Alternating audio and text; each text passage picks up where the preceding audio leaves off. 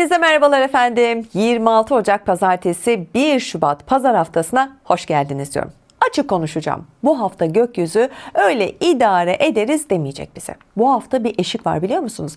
Ve o eşiği geçince hiçbir şey aynı tonda devam etmeyecek. Gökçe Hanım ne yaptınız diyeceksiniz değil mi? Öyle bir hızlı giriş yaptınız ki ne oluyor? Evet, bu hafta gerçekten önemli bir hafta. Ve haftanın en büyük olayı 26 Ocak Pazartesi günü. Neptün'ün Koç burcuna geçmesi. Ve işte burada şunu çok net yine söylemek istiyorum. Hani o 2011'den beri ruhunuzun üzerine çöken o ağır sis perdesi var ya, evet, işte nihayet pazartesi günü bu sis perdesi kalkıyor. Artık ne istediğini bilmeyen o eski siz gidiyor ve yerine hayalleri için savaşan cesur bir siz geliyor. Artık belirsizliklerin arkasına saklanma lüksümüzün kalmadığını söylemem lazım. Neptün Koç'ta şunu sorar. Tamam, hayal kurdun. Peki şimdi ne yapacaksın? İşte bu hafta cesaret isteyen yeni bir sayfanın ilk satırı yazılıyor efendim. Evet, bu yeni başlangıcın hemen ardından 28 Ocak Çarşamba günü Mars ve Plüto kavuşuyor. İşte burası belki de haftanın en sert noktası. Öfkeyi büyütür, güç savaşlarını tetikler. Bir anda ya hep ya hiç duygusunu devreye sokar. İşte bu yüzden Çarşamba günü en önemli kural şu olmalı. Tepkiyle lütfen hareket etme, oldu mu? Sakin kal. Çünkü bu hafta küçücük o hata var ya, gereksiz büyük bir bedel ödetebilir. Aman diyorum, çok dikkatli olun. Neyse ki gökyüzü sadece gerilim vermiyor. 29 Ocak Perşembe günü Merkür Venüs kavuşuyor ve haftanın toparlama kapısını açıyor. Tatlı dille konuşmak, anlaşmak, bir meseleyi zarafetle çözmek, birine içindekini doğru kelimelerle anlatmak. İşte Perşembe günü bunun için çok güçlü bir gün diyorum. Bu hafta kabalık değil, üslup kazandıracak. Evet, şimdi buraya kadar minicik böyle bir parantez açmış oldum değil mi? Gökyüzü bu hafta herkese tabii ki aynı cömertlikle davranmayacak. Bazı burçlar Neptün'ün bu geçişiyle ciddi bir fırsat yakalayacak.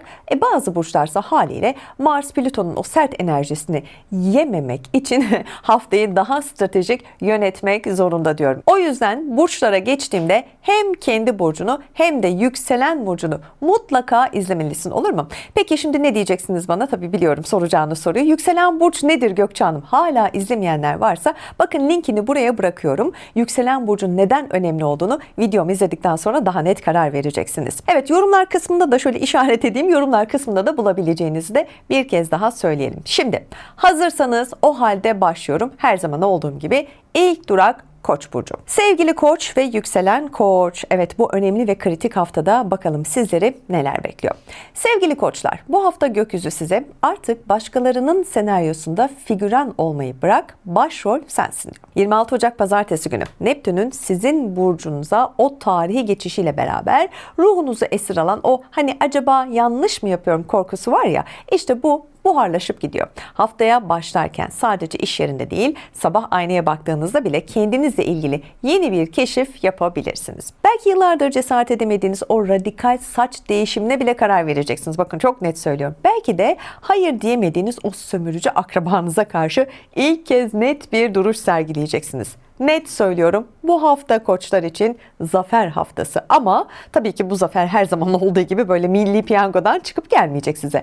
Tamamen kendi sesinizi yükseltme cesaretinden gelecek. Lütfen bunu unutmayın. Haftanın en keskin virajı 28 Ocak Çarşamba günü Mars ve Plüton'un o sert kucaklaşmasıyla geliveriyor. İşte burası sizin sabır testiniz olacak. Evin içinde partnerinizle ya da eşinizle gecikmiş bir mesaj veya ne bileyim önemsiz bir detay yüzünden böyle bir anda ipler gerilebilir. Aman dikkatli olun diyorum.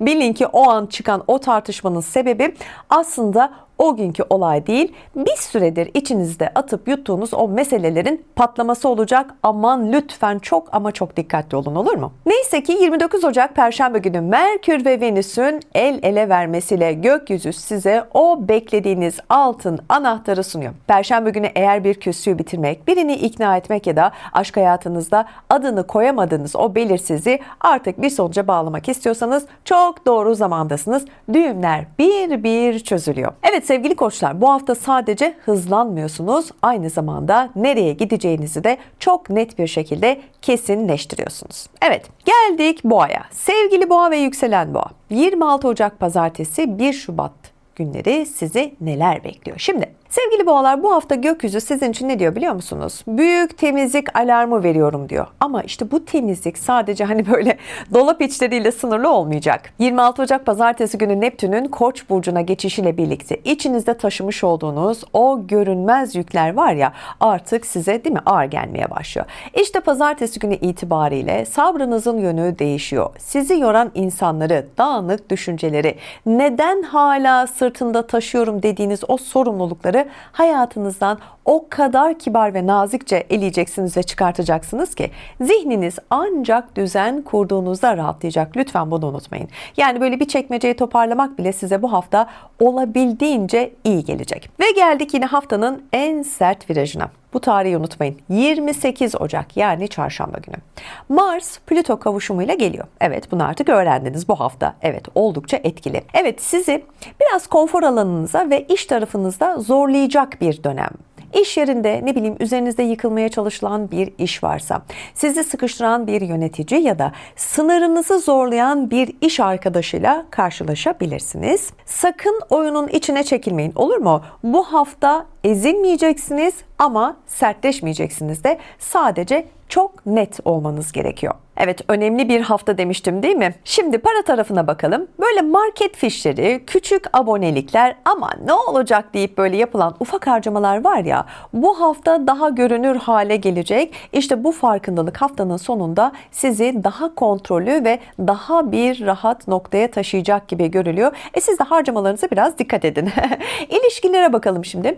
Evet, romantik sözlerden çok somut emeğe odaklanacaksınız. Yani kimin gerçekten yanınızda olduğunu daha net göreceksiniz.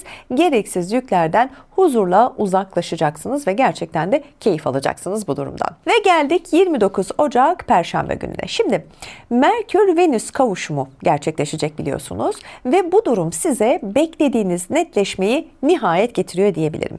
Belirsizliğin azalması sizi zaten en büyük lüksünüz biliyorsunuz, ama bu hafta sonuna doğru daha hafif girmenizi sağlayacak bu durum. Evet, keyfini çıkarın diyorum. Şimdi geldik ikizlere. Sevgili ikizler ve yükselen ikizler, 26 Ocak Pazartesi ve 1 Şubat tarihi bakalım sizler için neler söylüyor. Evet, bu hafta sizin için aslında oldukça şanslı bir hafta diyebilirim biliyor musunuz? Çünkü bu hafta hayat tek bir yerden gelmiyor size. Her yerden geliyor, her yerden.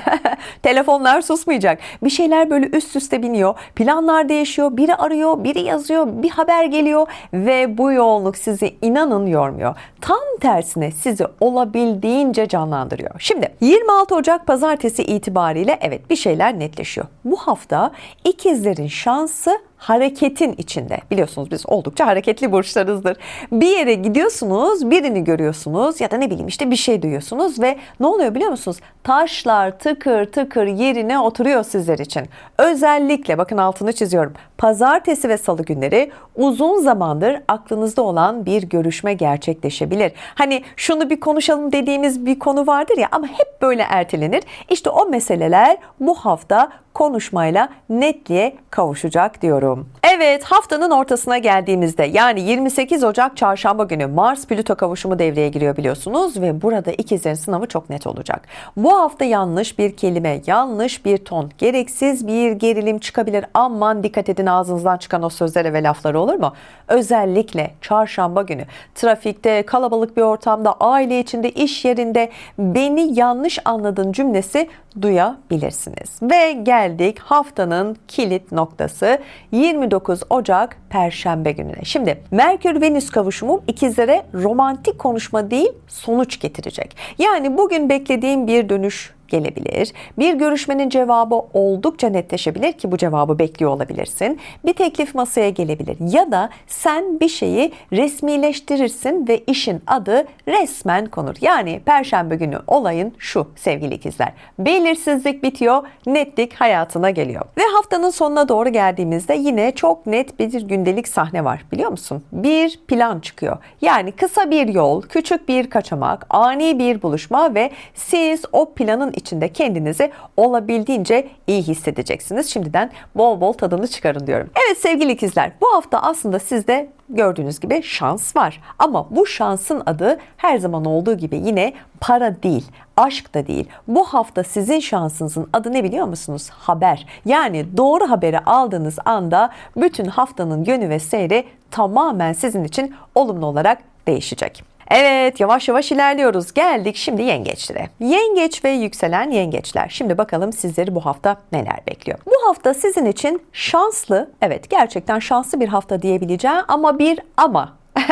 Şimdi bu ama gelince biraz işin seyri değişiyor değil mi? Sert bir uyanış haftası diyebilirim. Çünkü gökyüzü size artık duyguyla değil, planla yaşayacaksın diyor. Özellikle para ve gelecek tarafında bir süredir içten içe sizi rahatsız eden bazı şeyler vardı. İşte bu hafta gözünüzün önüne geliyor bu sizi rahatsız eden şeyler. Yani yüzleşeceksiniz. 26 Ocak Pazartesi Neptün'ün Koç burcuna geçişiyle birlikte taşıdığınız o belirsizlik duygusu ilk kez ne olacak biliyor musunuz? Tamam, ben bunu böyle istemiyorum cümlesine dönüşebilecek. İşte bu hafta pazartesi sabahı bir anda fark edebilirsiniz biliyor musunuz? Başkaları rahat etsin diye siz hep idare etmişsiniz. İşte bu hafta yengeçin ben artık bu yükü tek başıma taşımayacağım dedirteceği bir hafta. Güzel değil mi? Haftanın asıl kırılma noktası ne biliyor musunuz? 28 Ocak Çarşamba günü. Mars-Plüto kavuşumu gerçekleşecek biliyorsunuz. Sizin için para düğümü demek bu. Biliyor musunuz? Yani ortak para, borç, kredi, miras ya da paylaşılamayan bir konu var ve çarşamba günü işte bu başlıklardan biri sert bir şekilde sizin gündeminize düşecek. Biri sizi sıkıştırabilir. Yani hadi karar ver diyebilir ya da ne bileyim bir ödeme, masraf yüzünden bir gerilim yaşayabilirsiniz. Evet, burada önemli olan şey ne biliyor musunuz? Bu hafta ne yapacaksınız? Susup içine atan yengeç kaybedecek. Yani ne yapacaksınız? Hakkınızı savunacaksınız bu durumda değil mi? Ve 29 Ocak Perşembe günü. Merkür-Venüs kavuşumu var. Perşembe günü bir işin şartları yeniden konuşulur, fiyat netleşir, bir teklif daha iyi hale gelebilir. İşte ne bileyim ya da bu şekilde olmaz dediğiniz bir noktada karşı taraf yumuşayabilir. Evet, bu olayları yaşayabilirsiniz. Yani Perşembe günü kazanan lafla değil, kararla olacak. Kararla kazanacaksınız, olur mu? Hafta sonuna doğruysa iş daha somutlaşacak. Evle ilgili bir masraf, düzenleme, eşya değişimi, tadilat fikri ya da ne bileyim aile içinde konuşulan bir konu laf olmaktan çıkıp gerçekten çok net bir şekilde karara bağlanacak. Sevgili yengeçler, bu hafta sizin için evet duygusal bir hafta değil. Onu net söyleyebilirim. Finansal gerçeklik haftası. Nedir şimdi bu diyeceksiniz? Yani doğru duruşu kurarsanız bu hafta sadece toparlanmazsınız, elinizde oldukça güçlenir diyorum. Ve geldik sevgili aslan ve yükseleni aslan olanlara. Şimdi sevgili aslanlar, şimdi size çok net bir şey söyleyeyim mi? Bakın buraya iyice kulak verin. Bu haftanın en şanslı, evet, ve en çok konuşulacak burçlarından birisisiniz biliyor musunuz? Evet, çünkü bu şans sadece alkışlanmakla gelmeyecek. Artık o kendinizi geri çektiğiniz, başkaları için susmuş olduğunuz o gölgeli yerden çıkacaksınız ve gerçek ağırlığınızı koyacağınız zaman işte bu hafta. Evet, 26 Ocak Pazartesi günü Neptün'ün Koç burcuna geçişiyle zihninizi bulandıran, acaba kapasitem bu kadar mı dedirten o belirsiz konular ne oluyor biliyor musunuz? O korkuların hepsi sona eriyor. Haftaya başlarken sadece bir fikir değil, bir vizyon doğuyor. Belki radikal bir taşınma kararı alabilirsiniz. Belki bu işi sadece ben böyle yaparım diyeceğiniz bir proje ya da hayatınızda artık size dar gelen o elbiseyi böyle yırtıp atma, parçalama cesarete geliyor. Bakın bu kadar net söylüyorum. Pazartesi günü aslanın içindeki o meşhur kararsızlık bitiyor ve yerini beni küçülten, hiçbir yere sığmıyorum diyen o görkemli netliğe bırakıyorsunuz. Harika bir şey bu. Ancak bu yükseliş, bakın şimdi ancak bu yükseliş 28 Ocak Çarşamba günü Mars ve Plüton'un karşıt burcunuzdaki o sert kucaklaşmasıyla elbette tabii ki ciddi bir sınavdan geçecek. İşte burası belki de haftanın en mayınlı arazisi. Aman dikkatli olun diyorum. Sınavınız en yakınlarınızla, eşinizle, ortağınızla ya da can dostum dedikleriniz olacak. Ay burası çok önemli. Lütfen dikkatli olun, olur mu? Birileri üzerinizde böyle tahakküm kurmaya, işte benim dediğim olacak diye sizi böyle biraz köşeye sıkıştırmaya çalışabilir. Çarşamba günü o kükreme dürtünüzü lütfen kontrol edin. Yani durum o kadar ciddi ki nasıl bir cümle kuracağımı ben de bilemedim. Yani bakın ne diyorum? Kükreme dürtünüzü kontrol edin. O gün en büyük gücünüz kimsenin sizi provoke etmesine izin vermemek olacak. Evet, bu sert fırtınanın hemen ardından biraz soluklanalım Gökçen mı diyeceksiniz değil mi? Şimdi 29 Ocak Perşembe günü Merkür ve Venüs'ün kavuşumu size haftanın altın dokunuşunu nihayet getiriyor. Perşembe günü gökyüzü size sadece ilgi değil, somut bir fırsat ve itibar da vaat ediyor. Uzun süredir beklemiş olduğunuz bir onay, beklediğiniz o takdir veya maddi karşılığı olan o teklif Perşembe günü kapınızı çalabilir ve hafta sonuna doğru bazı insanlarla böyle aranıza mesafe koymak da isteyebilirsiniz. Evet, bu hafta vereceğiniz belki de en kararlı karar olabilir. Çekinmeyin bu kararda, olur mu? Mesafe konması gerekiyorsa da koyabilirsiniz. Evet, adım adım ilerliyoruz. Sırada kim var? Evet, sevgili Başak ve yükseleni Başak olanlar 26 Ocak ve 1 Şubat tarihlerine bakalım sizleri neler bekliyor. Sevgili Başaklar, bu hafta gökyüzü sizin için başkalarının hayat tamircisi olma rolüne artık son veriyor. 26 Ocak Pazartesi günü Neptün'ün Koç burcuna geçişiyle birlikte bunu çok net bir şekilde göreceksiniz. Siz her eksiği tamamladıkça çevrenizdekiler sorumluluk almayı unutmuş olarak karşınıza çıkacak. Pazartesi günü itibariyle bir akrabanızın bitmeyen şikayetlerini dinlerken kendi zamanınızdan çalmayı bırakabilir ya da sırf ayıp olur diye gittiğiniz o ruhunuzu emen ortamlara gelemiyorum diyebilirsiniz. Evet, haftanın yine geldik en sert ve dikkat gerektiren günü 28 Ocak Çarşamba günü. Mars ve Plüton'un böyle kafa kafaya gelmesi hayatınızda bir kontrol kaybı testi yaratacak. Yani açıkça söylemem gerekirse finansal konularda bu hafta çok dikkatli olmanız gereken gruptasınız. Lütfen bu kısmı atlamayın, olur mu? Hiç hesapta olmayan bir ev içi tadilatı olabilir. Bozulmaya yüz tutmuş bir beyaz eşyanın çıkardığı bir masraf olabilir. Ya da bir yakınınızın o çok acil diyerek sizden istediği borç böyle kucağınıza düşebilir.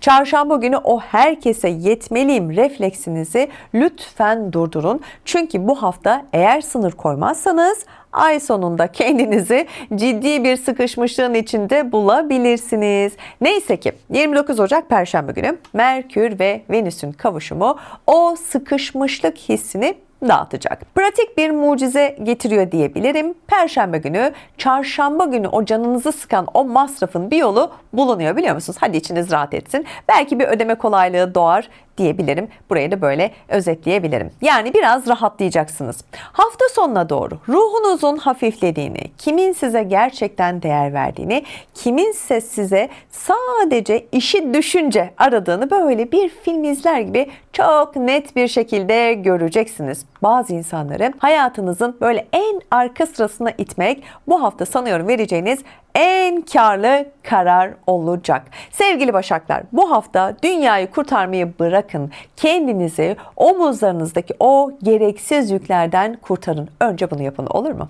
Ve geldik sevgili terazi ve yükselen teraziler. 26 Ocak Pazartesi 1 Şubat bakalım sizler için neler söylüyor. Sevgili teraziler, bu hafta sizin için politik nezaket dönemi bitiyor. Çünkü 26 Ocak Pazartesi Neptün'ün Koç burcuna geçişiyle birlikte partnerinize ya da en yakınınızdaki insanla aranızdaki o sisli perde nihayet kalkıyor. Eğer bir süredir bir şey saklanıyor mu diye böyle içinizden böyle sizi kemiren bir duygu varsa pazartesi günü artık o şüpheyi güçlendiren bir detay yakalayabiliyorsunuz. Tamam mı? Yani olayı biraz çözüyorsunuz diyebiliriz. Terazi bu hafta idare ederim diyemeyecek kadar vallahi netleşiyor. Bu hafta sizin için şans değil, yüzleşme zorunluluğu var. Üstelik bu yüzleşme böyle sadece ilişkilerle falan sınırlı değil. Hani o kadar basit indirgemeyin, olur mu? Eğer bir süredir mesela şehir değiştirmek ya da yurt dışına gitmek gibi bir düşünceniz varsa işte bu hafta o hayalin romantik kısmı değil, bedeli ortaya çıkıyor.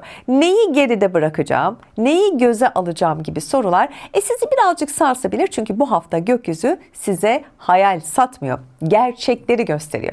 Burada da tabii ki yine karar size düşüyor. Şimdi haftanın patlama noktasına geldik. Eyvah, 28 Ocak Çarşamba. Mars Plüto kavuşumu bu hafta terazi için tartışma değil, kopuş eşiği demek. Şimdi bakın, buralar gerçekten çok önemli. Bakın ne dedim? Tartışma değil, kopuş eşiği dedim. Yani eğer böyle toksik bir ilişkiniz varsa, yani bu sadece böyle ilişki olarak baktığınızda partnerle ya da eşli olarak düşünmeyin. İş arkadaşı olabilir, aile içi olabilir, akraba ilişkileri olabilir. Çünkü çarşamba günü böyle tek bir cümleyle ipler kopabilir. Bakın, o yüzden çok ciddi örnekler vererek açıklamaya çalışıyorum.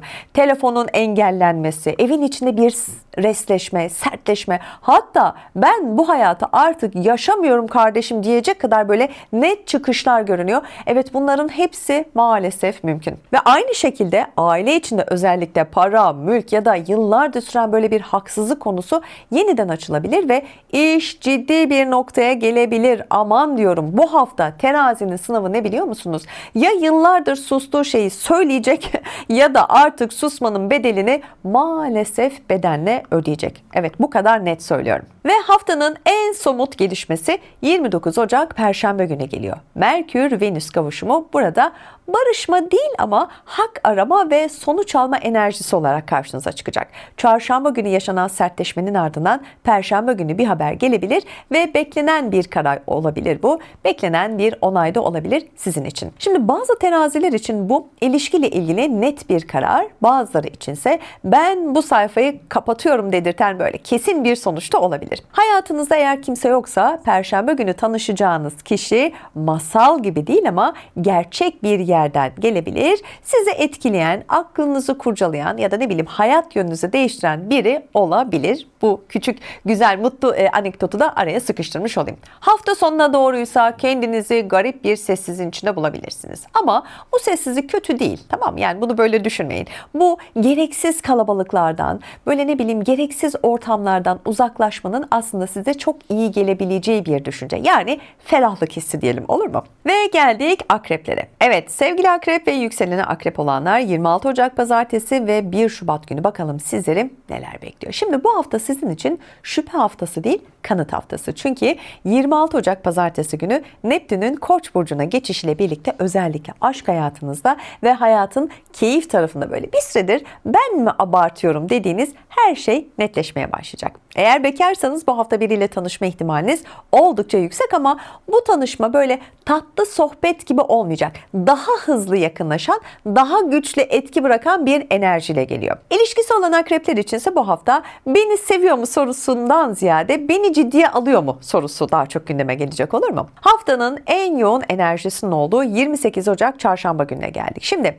yöneticileriniz Mars ve Plüton'un kucaklaşmasıyla geliyor diyebilirim. Bu enerji ya hep ya hiç dedirtir. Yani bu her zaman kavga demek tabii ki değil yani. Eğer bir tartışma ya da ne bileyim bir yer değişikliği planınız varsa, çarşamba günü çıkan bir kriz sizi işte bu kararı hızlı bir şekilde almaya zorlayabilir. Yani bugün dikkat etmeniz gereken tek şey haklıyken yakıcı bir dil kullanmamanız maalesef. Sizi bu gergin süreçten kazanan olarak çıkaracak günse hangi gün biliyor musunuz? 29 Ocak Perşembe günü. Çünkü Merkür ve Venüs kavuşumu olacak biliyorsunuz. Özellikle kariyer ve statü alanında size altın bir anahtar sunulacak. Çarşamba günü ailenizle veya evinizle ilgili yaşamış olduğunuz o zorlanmanın ardından Perşembe günü iş yerinden gelecek bir destek, bir terfi haberi sizi oldukça rahatlatacak. Belki de bir süredir devam eden o kim haklı savaşında karşı tarafın gelip sizden özür dilemesi veya şartlarınızı kabul etmesine bile şahit olabilirsiniz. Evet, şaşırmayın, gerçekten bunu bu hafta yaşayabilirsiniz. Ve geldik sevgili yay ve yükselen yaylara. Evet sevgili yaylar, bu hafta sizin için böyle direksiyonun başına geçip tam gaz ilerleme haftası biliyor musunuz? 26 Ocak Pazartesi günü Neptün'ün Koç burcuna geçişiyle üzerinizde olan o ne yapsam olmuyor, sanki bir kısır döngüdeyim hissi bir anda dağılıyor. Evet, benim eşim de Yay burcu. Şu an kameranın arkasında wow diyor. Evet, o da bu karar anını gerçekten bekliyor ne zamandan beri. Pazartesi sabah uyandığınızda kendinizi hiç beklenmedik bir cesaretin içinde bulabilirsiniz. Mesela bir gün yaparım dediğiniz spor, diyet, o karar, işte o gün başlamak, aylardır çekindiğiniz iş başvurusunu bir hışımla böyle yaparım ederim gibi konuşmalar ve düşünceler vardır ya, işte bu hafta Yay bahane üretmeye bırakacak ve tamamen sonuca odaklanacak. Yani kafasında kurmuş olduğu bu belirsiz düşünceleri netleştirmeye başlayacak. Haftanın en patlamaya hazır ve keskin günü sevgili Yaylar, sizin için hangi gün biliyor musunuz? 28 Ocak Çarşamba. Mars ve Plüto kafa kafaya geldiğinde sınavınız en yakınlarınızın hadsizliği üzerinden gidecek. Bu sadece böyle bir ağız kavgası değil, bir sınır savaşı gibi düşünün, olur mu? Bir kardeşin, bir kuzenin ya da her şeye burnunu sokan o komşunun ya da o akrabanın, vardır ya öyle akrabalar, her ailede vardır. Senin iyiliğin için söylüyorum diyerek böyle hayatınıza müdahale etmeye çalışması zaten bardağa taşınan son damla olacak. İşte o an Yayın sınavı başlıyor. Öfkeyle bağırıp haklıyken haksız duruma mı düşeceksin? Yoksa böyle buz gibi bir netlikle sınırını tam olarak koyacaksın. İşte burası diyeceksin ve konuyu kapatacaksın. Karar tamamen senin. Peki bu sert duruşun ödülü ne zaman gelecek, değil mi? 29 Ocak Perşembe günü Merkür ve Venüs'ün kucaklaşması size stratejik böyle bir kapı açacak. Çarşamba günü yaşanan o gergin iletişim trafiği var ya, Perşembe günü öyle bir haber gelecek ki işte siz de bunu hem şaşıracaksınız hem de o sis bulutları dağılıp gidiverecek. Beklediğiniz o onay maili, yarım kalan bir ödeme haberi ya da ne bileyim işte bir süredir nasıl söylerim dediğiniz o konunun kendiliğinden tatlıya bağlanması da oldukça mümkün olacak bu hafta. Aşkta ise bu hafta şans kapınızı çalıyor ama bu bir akşam yemeği romantizmi değil de akıl uyumu olarak gelecek. Bekar yaylar içinse sosyal medyada ya da bir arkadaş grubunda tanışılacak biriyle kurulacak bir diyalog bir anda haftanın belki de en heyecan verici olayına dönüşebilir. Evet, geldik Oğlaklara. Sevgili Oğlak ve yükseleni Oğlak olanlar. Şimdi bu hafta sizin için sessiz ama çok güçlü bir yenilenme haftası. Şöyle dışarıdan bakıldığında büyük bir fırtına kopmuyor gibi görünebilir ama içeride sistem farklı çalışıyor, biliyor musunuz? Çünkü siz bir şeyi değiştirmeye karar verdiğinizde biliyorsunuz konuşmazsınız. Önce planlarsınız. İşte bu hafta tam olarak da o planın netleştiği yerdesiniz. 26 Ocak Pazartesi günü Neptün'ün Koç burcuna geçişiyle birlikte hayatınızın temelinde dolaşan o belirsizlik yükü hissi dağılmaya başlayacak. Pazartesi itibariyle Oğlak zihni daha net çalışacak. Yani ne istemediğinizi çok net bileceksiniz. Ve bu hafta fazla harcamaları kesmek, hayatınızdaki gereksiz insanlara mesafe koymak, zamanınızı çalan bir düzeni bitirmek ya da bana iyi gelmiyor dediğiniz bir alışkanlığı bırakmak gibi çok somut bir temizlik gibi değişiklikler hayatınızda olacak. Ve 28 Ocak Çarşamba günü Mars ve Plüto kavuşumu haftanın belki de en yoğun, en dönüştürücü enerjisine getiriyor. Para, özdeğer, güç ve sınırlar konusunda artık net bir karar veriyorsunuz. Ve bu bir işte pazarlık masasına oturmak da olabilir. Hakkınızı daha net arama gibi duygular da olabilir. Olur mu? Çünkü hani bu örnekleri verirken bunları da netleştirmek lazım. Aşk tarafına bakalım. Evet, aşk tarafında da benzer bir etki var. Bu hafta Oğlak idare eden değil de yön belirleyen taraf olmak isteyecek. İlişkide belirsizlik varsa netlik konuşulur, duygular askıda kaldıysa da zaten kararlar alınır, değil mi? İşte o yüzden çarşamba günü en iyi strateji kısa, net ve kararlı durmak olacak sizler için.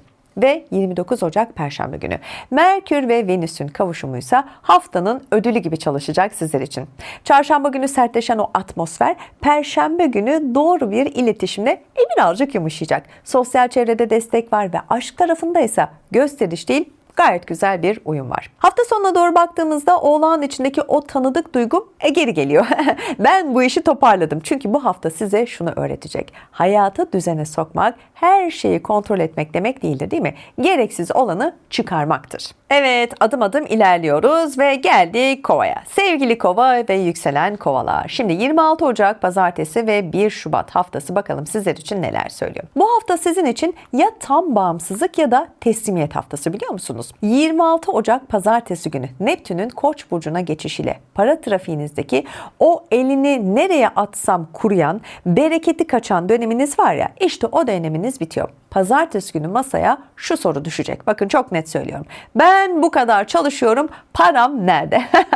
Eğer bir süredir böyle hak ettiğiniz zammı alamadıysanız hafta başında da bu durumu değiştirmek için böyle yöneticilerinizle konuşma yapabilirsiniz. Ama lütfen bu konuşma olabildiğince sakin olsun. Kolay mı bu zamanda iş bulmak? Öyle hemen birden böyle res çekmek yok, olur mu? Sakin kalacaksınız. Haftanın çünkü en tehlikeli ve kader belirleyici günü 28 Ocak Çarşamba. Mars ve Plüto sizin burcunuzda kucaklaşıyor. Bu astrolojide belki de en patlayıcı kombinasyonlardan biridir, biliyor musunuz? Yani şöyle konuşalım. Çarşamba günü evet, bazı kovalar ben artık bu şartlarda çalışmıyorum deyip istifa etmeyi ciddi düşünebilir. Hatta bunu açıkça dile getirip aman iyice düşünerek adım atın diyorum. Yani lütfen, çünkü bu böyle çok hafife alınacak bir konu değil. Neticede iş. Ne kadar zamandır orada çalışıyorsunuz, değil mi? Belli bir zamanınızı ayırdınız. Belli bir birikiminiz var içeride. Yani bunların hepsini böyle bir kalemde çizip arkaya dönüp gitmek yok. Sakin kalmak size kazandıracak, olur mu? Evet, aşk tarafı ve ilişki tarafına bakalım. Eğer partneriniz sizi kısıtlamaya çalışıyorsa veya güven kırıcı bir hamle yaparsa çarşamba günü ilişkinizde tabii ki ciddi bir sorun yaşayabilirsiniz. Ama eğer güçlü bir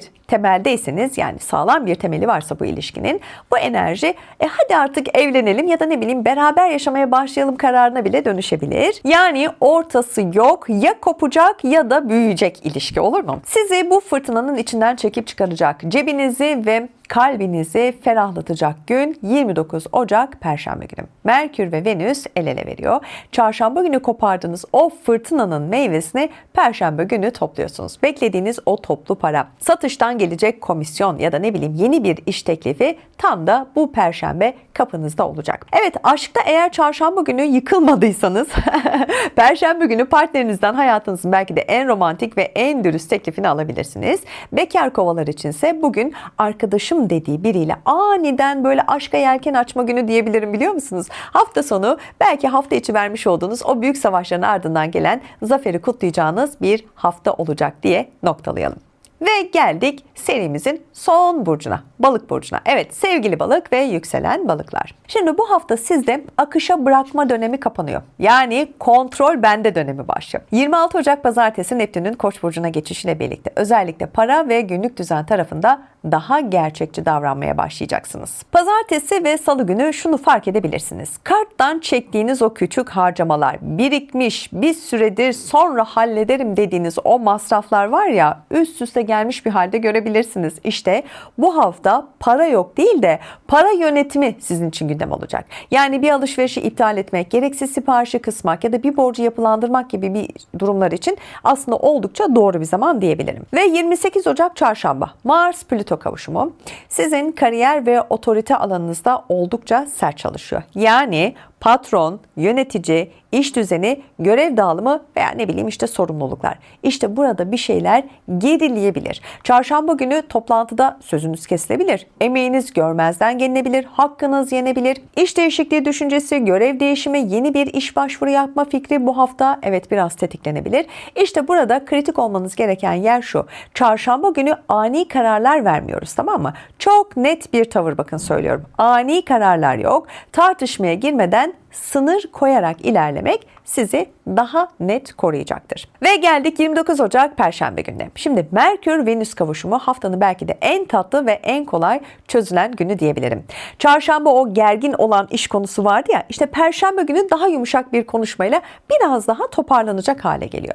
Aşk tarafındaysa büyük dramalar yok, günlük sıcaklık var. Yani ne yapıyorsun mesajı, küçük bir buluşma, yanlış anlaşılmayı tatlıya bağlama gibi durumlar var. Güzel aşk tarafı da. Eğer bekarsanız bu hafta birinin ilgisi çok büyük cümlelerle değil de istikrarlı bir şekilde kendini belli edecek. Özellikle balıklar. Pazartesi para ve düzen toparlanıyor diye söyleyebilirim. Çarşamba iş, kariyer tarafında güç dengesi test edilecek. Perşembe günü ise iletişimle işler açılıyor.